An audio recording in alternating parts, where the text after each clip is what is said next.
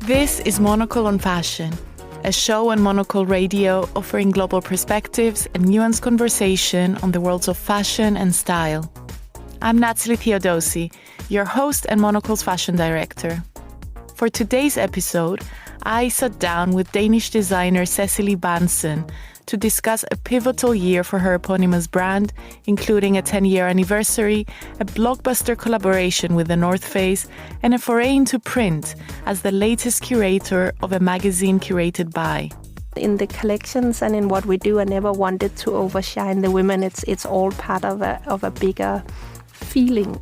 On that note, we also gave friend of the podcast and editor-in-chief of A Magazine Curated By, Blake Abbie, a call to tell us why he chose to work with Cecilie for his latest issue and give us some behind-the-scenes insights into the making of the magazine.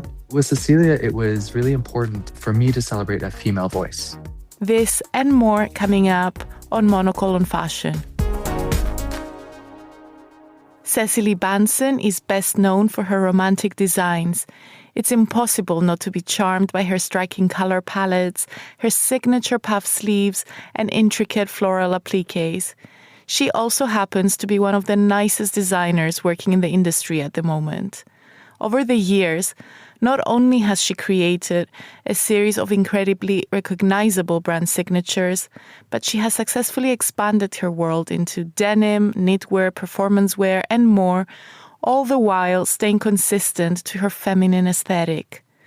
Ahead of launching her new line with The North Face in London, she paid us a visit here at Midori House to talk about her brand's trajectory over the last decade. We started by rewinding back to her days as a fashion student in Copenhagen and London. It's been a long and incredible journey of constantly learning. I started as a design student in Copenhagen and did my bachelor there, and then was very fortunate to get an internship at John Galliano. And I think for me that kind of set a lot of the tone for also some of the codes in the brand today. This kind of mixture of Scandinavian kind of minimalism and like functionality and comfort when you wear, but also like extreme romance and creativity. I think coming from Denmark into a French house like that was like coming into a candy store or something. It was, you saw the fabric, the couture details, like the level of craftsmanship and how much you could push creativity was really inspiring, and I was totally sold in that kind of Parisian dream or whatever. But I also wanted to learn even more, so then I went to London afterwards to do my MA at the Royal College of Art, and I think that was a truly special place where everybody was under one roof. So you had illustration, graphic design, fashion, architecture, interior, furniture in one house. And I think the friendships you build there while also finding your own voice was very special to me. Understanding how many ways you can develop and create as a designer really informed a lot, and I enjoy so many of those dialogues that still stays with me and people I work with today. So it was a very special time. And as I graduate, I think you always wonder, is it now that I should do my own thing, or like?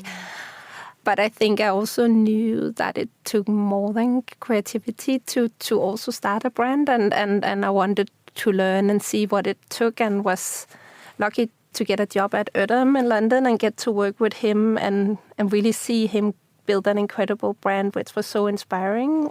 I think I always knew that once it was time to do my own thing, it had to be out of Copenhagen. It was just a gut feeling that I had, like, in terms of like the pace of creating and the calmness that is important for me in a creative process, but also family around me when I do it. So when I went back to Copenhagen to start my own thing, it felt very daring and like a big step, but also very exciting to see what the possibility was. I think Copenhagen Fashion Week was also really shaping his voice. There was a lot of new brands coming out at the time, and I think it was an exciting journey to be part of, also defining what Scandinavian style is and what that is for me as a brand as well. And I think really once we started doing shows in Copenhagen was really special in terms of finding the voice, not just in the silhouette and the craftsmanship and the textiles, but also in the brand and the girls and the casting and the whole storytelling around fashion that I don't know if I'd underestimated, but I'm definitely quite a nerd in my way of making, and that's really what I love. But then to add that to it really was something very special. Yeah. And that really comes across, the fact that this is a world that you're building. And yes, that the clothes are so special and there's craft, but I also can see the dream and who your community is, which is really, really important. Because like you say, it takes more than just a product to build a brand. Yeah. Is that something that's very internal and something that you dream about? Is it also being in Copenhagen and take influence from there? How do you build this very magical world that we're all really drawn to? I think it's both like a dream and a groundedness in a reality, and I think that's both what the brand is. There's this true romance and femininity and way of expression who you are, but there's also true functionality and a way of wearing and a comfort to it. I very much also enjoy every stage of the creative process, whether that's developing the fabric in the studio or bringing it onto the mannequin to drape it, or seeing the girls wearing it and figuring out how does it actually move and feel, to kind of bring that love and joy into every phase of it, I think is a really big part of the product and the universe. Yeah. That's amazing. And you are also speaking about coming back home to Copenhagen, which especially at the time it was a bold thing to do. Brands weren't as established there, and you had been in London, you had been seeing like Galliano's work and couture in Paris. Is that what ended up also being part of your success formula at the end, being grounded at home, being able to have maybe slightly better balance, being closer to family?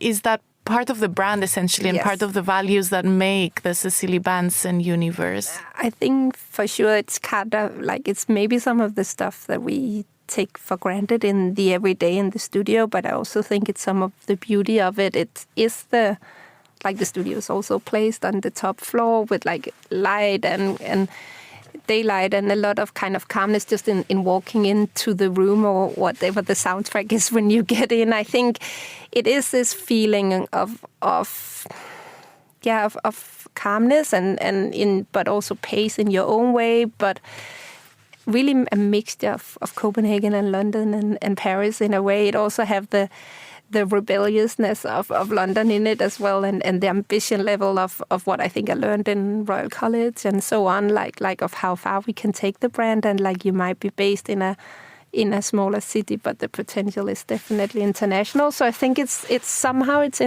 in the mixture of all of that and in constantly balancing those things. One of my favorite collections and stories was one where you had the dresses slightly pulled up because you were looking at the girls in Copenhagen riding their bikes and then just doing that quite instinctively, and also pairing these really beautiful feminine dresses with sneakers and mixing the romance and the functionality. Is that how you're always thinking about dressing, this paradox and the constant push and pull of the two worlds? I think for sure, and I think my biggest is how people wear it, whether it's the girls in the studio or a woman that I see in the street, whether it's in Copenhagen or we're traveling. Like it's those small details, like how do you roll up your sleeve when you're sewing on the sewing machine might become like a puff sleeve detail, or the bows that came from the girls putting their hair bands around the dresses so they could still bike. And it's kind of these effortless notes to how the collection is meant to be worn and not to be too precious about, but really making it part of your life. Also like how you as a woman can use the collection to express yourself and feel comfortable, and what women add to my universe in that sense is so inspiring. Yeah. And I guess that's why a collaboration, an ongoing collaboration now with the North Face makes so much sense, even though someone who might not know enough about the brand and sees the beautiful evening dresses and the romance wouldn't immediately see the link. But tell me about that. And you're just about to launch the latest collection. So how did it come about, and why is it now so successful and such a big part of your company? I think for the North Face collaboration, they are so much the best in class in what they do. And I think for us to especially add the outerwear to our universe is very exciting and made so much sense. Like, how can you protect these dresses? How am I seeing them layered? Like, how do you put your big fleece over your poofy dress or with your skirt? Or how do you wear your wool underlayers when it's cold so you can still dress up? And I think there was a lot of these kinds of functionality elements is how I build my wardrobe on it every day. And then to get to build it together with them in this kind of best in class, like being this drop we are launching tomorrow has the down jacket in them, like for example, and it's like such a specific technical product, and the lightness of it, like you have so beautiful volumes, but it's still super light. It's the same of our dresses. I think again also working with their team who like are so specific on the functionality and like that it's rainproof and it's windproof and it can tell all of this endurance, but it's still this super feminine and light and functional garment. I really love this kind of way that two kind of nerds came together and we found a way to translate a very romantic universe into something else. Yeah. I love this idea of being nerds coming together and just generally being very nerdy about fabric and technique, because you, across everything that you do, there's a real love of the making and craft. Tell me a little bit about that and developing your studio in Copenhagen, the capabilities to experiment with all these beautiful techniques at a time when people are actually trying to speed things up and do things cheaper and paying less attention to craft. I think there's two elements to it. I think with the detailings, I think there's also an exploring when you put a garment on. And I love this thing that, for example, if you put on an North Face jacket, you have all the floral seams on the inside, but only the wearer will know that. So that also something is special for that woman who is putting it on. And then you have the outside details. So this kind of, these trinkets that you can keep finding when you put our clothes on. I think for me, what I love about the universe that we are creative, and which I think also with the 10 years, as you say, is some of the goals that I set out to do about trying to create something that was timeless or something that is not seasonless, even if we work in seasons. Like, I love when I actually look at the woman who buys Cecilie Bahnsen. She will buy like a jumper of one season with a skirt from another season, and she will mix it and match it. And for her, it doesn't matter if it's the newest or if it's just a few seasons old. And I really love that it's more an extension constantly of what we do and an evolution of what we do and about refining the universe more than constantly turning on its head. I think over the last 10 years been my kind of red thread as developing as a designer, that I always had that to hold on to. But I also think reflecting on it is our strength, and it's also what makes people know who we are and what we stand for and what the quality of the design is. That's such a good point, because I wonder, when you start working with retailers and just generally the industry is so obsessed with novelty, what's new each season, trends moving.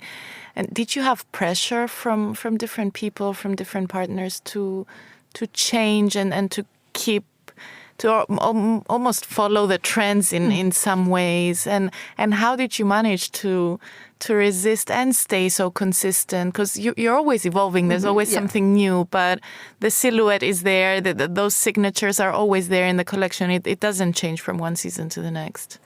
I think as a designer, and especially as a young designer, like, you have to really stick true to yourself and to these things, even with all the input that you get. And I think, of course, newness is a really big part of fashion, and you also want to feel like you're involving yourself. But I think for me, actually always using part of the inspiration for wherever we do new is what is already there. It gives me a comfort. I like this kind of idea of not starting from a blank canvas, but like working from what is there and then adding to it. It makes much more sense. And I think essentially it is also what people are looking for is like a little nod onto something, but not a total revolution every time. And you've been in that sense of addition, you've been adding different categories. So I think by now, over these last 10 years, there's a full Cecilie look, which is amazing. Because first you were known about the dresses, but now there's knitwear and denim and all these accessories. So was that part of your focus to complete the look? And are there plans to keep going with that as you look to the next chapter? I think for me it was about two things. I think it was about telling what the story really is about for me as a brand of how I think it should be worn and lived in. So I think also creating these categories around the dresses that both somehow protects the dresses but also support them, like the denim got added to the collection because that was how I saw all the girls wearing it in the winter to still be able to wear a big poofy pink dress, but then you had your denim underneath, and I was like, oh, that gives that rawness or that kind of everyday life to it. And I think again with the knitwear, there's such a bit heritage in Denmark in knit and layering and so on. So it's always been about like the complements between the pieces, and I think especially now for us with the outerwear, it's been quite interesting because for me, outerwear is really like a dress. I always start with the dresses in the collection because I can design a full look in one piece, and for me that sets a lot of the tone. But I can do the same in outerwear, and I think for me, outerwear is really an investment piece for people. I also think when you find that right coat, you wear it for several seasons, and again, you can work with like the details and the DNA in a very interesting way. We have to also talk about A Magazine Curated By, which is an incredible publication. We had Blake early on in the podcast last season. Amazing. So I really want to know what it was like to work with him on this and how the whole thing came about. So I think when A Magazine and Blake and Fatine reached out, for me it was a huge compliment. I've collected that magazine since I was a design student, and I remember having like the Victor and Wolf, one of the first edition, and the Magellan, and like it was. So of course there also came a big pressure with being like, well, we're gonna do this, and finding like, of course, we create campaigns and shows and universe, but like creating this thing that's everlasting somehow. The print also was for me like really became the working title for this, like the forever every day we started with, and I think it also had a nod to like, of course, how I work with the brand, but it was also a very personal exercise, like telling like stories really close to my heart, like having a photo shoot of where Fumiko documented my son's first trip to Japan, and having some of the illustrations of my husband and different things. So both telling the story of my brand, but also really of me personally and all of these things that goes into just my everyday, and like getting to work with women that I admire and their voice on what our universe is. And it was a really big learning curve and super exciting. And I felt like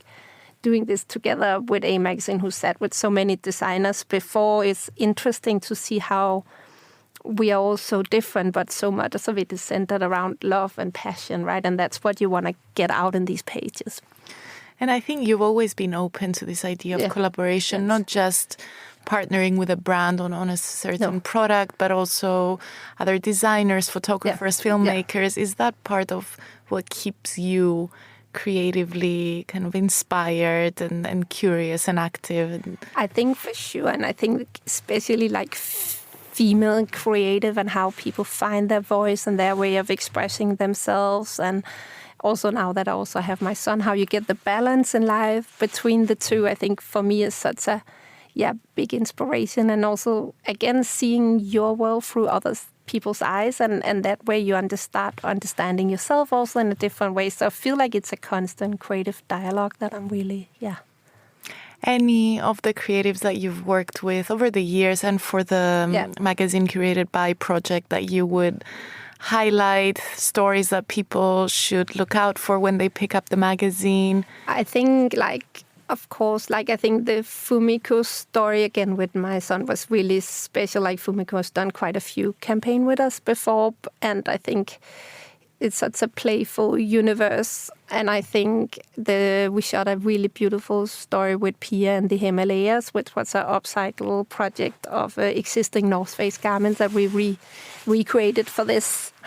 And I think the story was so beautiful that Pia happened to be in the Himalayas on a weaving course, and then she could shoot the campaign there, and the girls had her thread in their hair. And like, I think all of it kind of, there kept being these different stories within the stories that made so much sense. We also documented the garden of Noma over the season and trying to kind of like actually show like how time changes in florals and stuff that's very close to me as well. So I think it has loads of different anecdotes. It's definitely something super close to my heart. I also think that was, the magazine came out at the same time as our show in Paris, where that also ended up being one of my favorite shows. So we just did because it all felt so heartfelt, and it felt like putting something super personal out there in a time that's kind of confusing is the only kind of right thing to do at the moment, and try and like create beauty and share like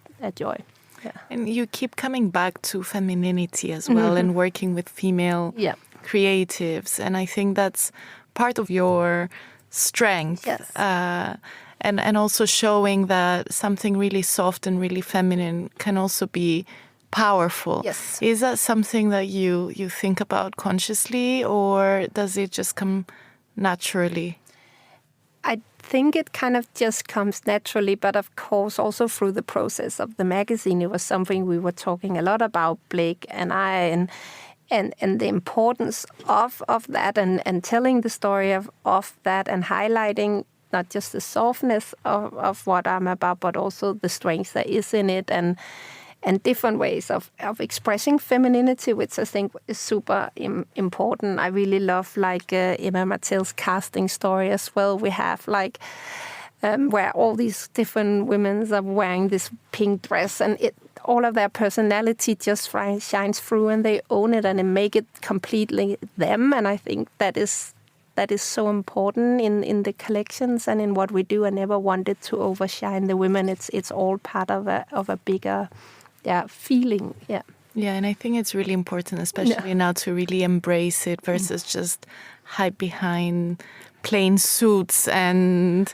those kind of more minimalist garments in a way. Even being at your show in Paris, you see the girls kind of laughing and smiling and really enjoying themselves. And I think it's really an antidote to everything we're seeing in fashion and in the broader world. Yeah.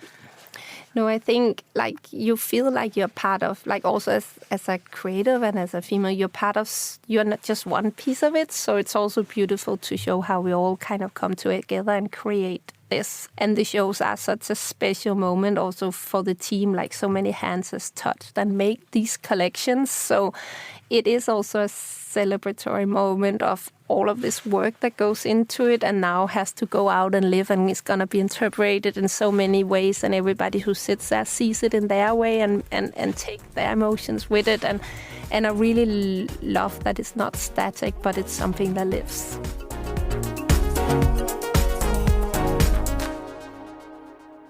Thank you to Cecilie Bahnsen for joining me here in the studio and sharing her story with us. Now, let's hear from Blake Abbie on the experience of editing the latest issue of A Magazine Curated By with Cecilie. He makes some very compelling points on the importance of highlighting female perspectives and publishing stories that are personal and intimate. Plus, he gives us the scoop on the exhibition he has been curating in Shanghai. With Cecilia, it was really important for me to celebrate a female voice. That was something that we really wanted to prioritize. We have had many male voices within the legacy of A Magazine, and just, a couple female voices. Obviously, Chitose Abbie and Martine Sitbon and Brian Quino, Grace Wells Bonner. But there are so few female voices within the industry of fashion that was something that we were really, really wanting to make sure that we had this year. And Cecilia is celebrating her 10th anniversary, and so it made a lot of sense. That's such a good point. And in my conversation with her, she kept referring back to this idea of femininity as one of her biggest strengths, and really indulging in it and embracing it rather than trying to be like other designers. So did you find that in the process of working with her that it was all about celebrating femininity and this softness in the shoots, and did it come out on the pages, do you think? Yeah, I mean, I do think that we have a real strong narrative of womanhood and femininity within the magazine, but it's something that I think that women designers don't necessarily want to be fully attached to. So there is a Yeah. complete balance between that and also them just being designers and having a creative point of view. But that said, there's incredible conversations. I mean, one of the first stories we shot actually was when Cecilie went to Tokyo with her son, Ib, and it was his first time visiting the city. And just that, the notion of mother and child and opening up a new world to the child, the idea between that relationship between mother and child is very kind of present throughout the magazine. And I think that is really something that comes through in terms of femininity. Otherwise, obviously the clothes are beautiful, the clothes are feminine, but I don't think necessarily we needed to emphasize that because it's visually already there. Yeah, that's so interesting. What are some of this? Every story feels quite personal and intimate. So I wonder, was there a particular one that really struck a chord with you, or that you enjoyed working on? And that's what's so amazing about this issue, or actually the project, I should say, is that we have the joy to learn about someone in an incredibly intimate way. And it took Cecilia a few months actually to start to open up to the possibility, even if we did shoot with Ib, in Tokyo, to be able to kind of like understand her inner workings. That came like a few months into the process. We had a meeting at her Sure. offices, and she had her phone. She had her phone on the table, and the phone was covered in stickers, like Pokemon stickers and stickers that said posh, that Abe would have put on there. And it really kind of is such a contrast to maybe the aesthetic of the brand and the person that Cecilia puts out there. And so that kind of intimate process was really interesting. And that's my goal at the end, was to kind of infuse those moments of unexpectedness throughout the magazine, so it felt a bit more real. But you know, there is one story that I think was really beautiful, that where she asked her partner, Cecilia asked Dan, her partner, to offer these incredible sketches that he makes. He's an illustrator, and rather than keeping a diary of words, he does these incredible sketches at the end of every day or every couple days of what happened in the day, and they're so funny. You see Dan and Cecilia living and arguing, and Ib growing up from a baby. And there's one where he says, like, "Look at me, Dad, you're gonna be as cool as me one day," or something to that effect. And it really gives you an incredible insight into her personal world that I don't think you see through the brand. And she doesn't have an Instagram herself as well, so you don't really know who she is as a person, and that was really important. But they are also very frank about their relationship and how it was not easy early on when Sarah was younger and Carla was starting TG Corso Como and was working in many capacities also at the Elia Foundation. And they talk about them finding themselves again later on. And that was a really beautiful kind of parallel, I guess, to the kinds of conversations that maybe Cecilia had with her family. And yeah, that was really beautiful. I mean, there's so many stories It's within the always hard to magazine. choose, no, but Yeah. it's such, those two are such beautiful examples. And having seen the magazine, it really does come out, like the intimacy and how vulnerable and how much they opened up. And it must be really interesting from your side as well, because you're the editor, but there's a little bit of a psychology involved as well, because you need to make, I guess, to achieve that kind of result, you really need to spend time with people and make them feel safe to open up and be vulnerable. Absolutely. Yeah. And like in a sense, it's almost you become a psychologist as well as an actor, because you have to in one way reflect the person, but also be able to think like them. And that's so fascinating as an approach. And I revel in it, which is really, it's great. Amazing. just to end, what's next for you? I don't think you can tell us quite yet who's going to be the next co-editor, curator, but what have you been up to? What are you looking forward to when you look ahead in the new year? Yeah, well, I'm calling you from Shanghai because we just celebrated another edition of our 25 years exhibition that we shared with you earlier this year in March, which was really wonderful. And we did a kind of two-part exhibition here where we had the A Magazine exhibition celebrating the 25 years, and we also celebrated 20 seasons of Labelhood, which is an incredible incubator of fashion designers here in Shanghai.